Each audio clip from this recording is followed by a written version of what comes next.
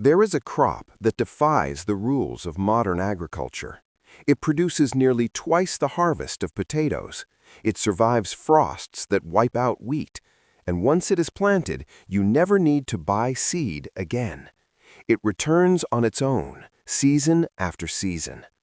For thousands of years, it stood as protection against famine. Then we pushed it aside, not because it failed, but because it worked too well. A crop that grows freely, feeds people without cost, and spreads without permission cannot be controlled. And what cannot be controlled cannot be commercialized. This is the story of a perennial that endured collapsing empires, survived 2 world wars, and still grows quietly beneath your feet. Welcome to Origins of Earth Vault. Before we unlock this archive, if these forgotten histories matter to you, there's a simple way to preserve them. Subscribe, ring the bell, and share these vaults with those who need to remember what the Earth once gave freely. Our story begins along the eastern shores of North America in 1605. A French explorer, Samuel de Champlain, arrived on the coast of what would later become Massachusetts. The Algonquin people welcomed him with a feast. Among the dishes was a rough, knotted root they called kaishuk panauk, the sun root. Champlain tasted it and wrote that it rivaled Europe's finest artichokes. He loaded his ship with the tubers and carried them back to France. The plant was the sunchoke, Helianthus tuberosus, a perennial sunflower native to the Great Lakes region and eastern woodlands. Long before Europeans saw it, Native American tribes understood its value. The Iroquois told of Earth Woman who died giving birth to twin sons, Sapling and Flint. From her feet, the first sunroots grew, a crop born from sacrifice. Above ground, the plant rises 8 to 10 feet tall, crowned with golden flowers that follow the sun. But its real treasure lies hidden underground. Knotted tubers, white, purple, and gold, storing energy not as starch, but inulin. From the Atlantic coast to the Great Plains, tribes planted it once and harvested it for generations. It spread through underground rhizomes like veins beneath the soil. A single patch could feed a village for decades. In 1805, Lewis and Clark nearly starved while crossing the Dakotas. Sacagawea saved them by finding caches of sunchokes stored by field mice for winter. She dug them up, roasted them over fire, and fed the expedition. The tubers could be eaten raw, crisp like water chestnuts, or boiled until tender. They could be dried into flour for winter storage. They survived freezing in the ground, waiting patiently until hunger called. The productivity was remarkable. One plant yielded 3 to 6 pounds. An acre could produce more food than wheat, and in colder climates, more than corn. Later studies confirmed yields of up to 64,000 pounds per acre without irrigation. Even potatoes, under perfect watered conditions, averaged around 53,000. This was not luxury, it was security. When Champlain introduced sunchokes to France in the early 1600s, Europe faced exhausted soils and recurring famine. Potatoes were feared, but the sunchoke spread quickly. The French called it topinambour.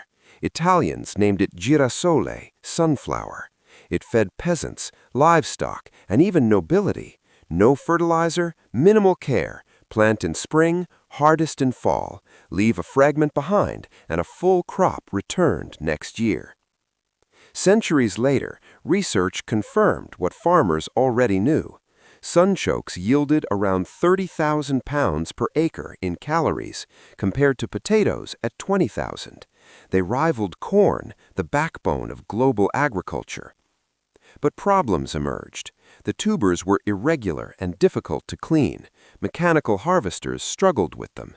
They spoiled faster than potatoes and did not store well for long periods, and the inulin caused digestive discomfort for those unaccustomed to it. By the mid-1700s, the potato replaced it. larger, smoother, easier to transport and tax. It fit the growing industrial systems. The sunchoke faded into animal feed and poverty food. In North America, settlers labeled it a weed, favoring European crops that required annual seed purchases, crops that could be controlled and sold. Yet it never disappeared. It survived along roadsides and forgotten fields, waiting. Then came World War I. Germany faced severe food shortages during the turnip winter of 1916. Thousands starved. In neglected fields, sunchokes grew untouched. They could not be blockaded or seized. They waited underground for desperate hands. World War II was harsher still. In 1940, Nazi forces seized most of France's food supply.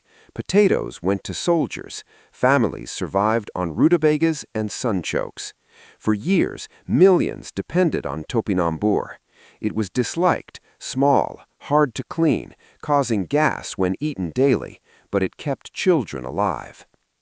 In the Netherlands' hunger winter of 1944, over 22,000 people died. Emergency cookbooks listed wild plants and sunchokes. Families dug frozen soil with bare hands, searching for tubers.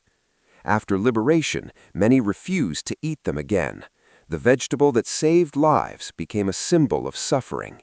It vanished from markets and memory. Yet its power remained. Per 100 grams, 73 calories, 2 grams of protein, 429 milligrams of potassium, more than bananas, plus iron, copper, magnesium, and B vitamins. Its greatest strength is inulin, making up to 60% of its weight. Unlike starch, inulin passes undigested to the colon, feeding beneficial bacteria. These bacteria improve mineral absorption, reduce harmful pathogens, and support immune health. Unlike potatoes, sunchokes do not sharply spike blood sugar. Inulin converts slowly to fructose. In the 1980s, some diabetics reported needing less insulin after including them regularly. The plant also restores land. As a perennial, it requires no yearly tilling, reducing erosion. Its deep roots break compacted soil. It tolerates drought, poor ground, and temperatures as low as -30 degrees Celsius. Where annual crops fail, it persists. In the 1960s, a California produce distributor renamed Jerusalem artichoke to sunchoke, correcting the misleading name. Sales increased, and chefs embraced its nutty sweetness, crisp raw, creamy when cooked. By the 2000s, sunchokes returned to farmers' markets across North America and Europe. Permaculture communities praised them as a near-perfect perennial, plant once, harvest forever. Scientists now study them as climate-resilient crops. As heat and drought threaten wheat and corn, the sunchoke remains, adapted to extremes.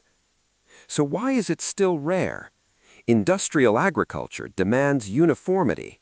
Crops must ripen together, withstand machines, ship long distances, and store for months. Sunchokes resist uniformity. They mature unevenly. They spoil quickly. Harvesting often requires hand labor, and the digestive adaptation to inulin requires patience, something modern food systems rarely allow. So they remain niche, thriving in home gardens and small farms where they spread freely. That freedom is the point. Even a small fragment regrows. In some regions, they are called invasive, a label for plants that succeed without permission. They remind us that abundance does not always require control. Perennials return without contracts, chemicals, or corporate approval. But crops that thrive without generating recurring profit disrupt systems built on dependency. Sunchokes regenerate soil, produce heavily, and cannot be patented. So they are dismissed as impractical. Yet most people today have never tasted one. Few know that planting 3 tubers in autumn could yield 30 by spring. That knowledge waits beneath the soil.